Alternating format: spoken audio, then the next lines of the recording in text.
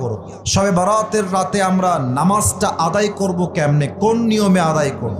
আল্লাহর হাবিব বলেছেন শবে বারাতে আল্লাহ তাআলা তার সমস্ত বান্দাকে সাধারণভাবে ক্ষমা ঘোষণা করে দেন। দুই ধরনের ব্যক্তি আছে এমন যাদেরকে আল্লাহ তাআলা শবে বারাতেও মাফ করেন না। নাম্বার 1, ইল্লা লিমুশরিকিন আও মুশাহিন। এক হচ্ছে সেই বান্দা যে আল্লাহর সঙ্গে শিরিক করে।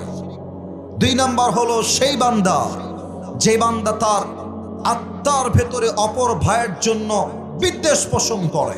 অতএব আমাদের অন্তরে শিরিক থাকবে না, বিদ্বেষ থাকবে না। শবে বারাতে আমাদের সবাইকে ক্ষমা করবে একজন। আওয়াজ দিয়ে বলেন সবাই, তিনি কে?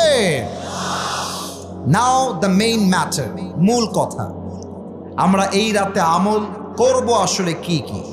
আমার কাছে আমল বলার জন্য there are a lot of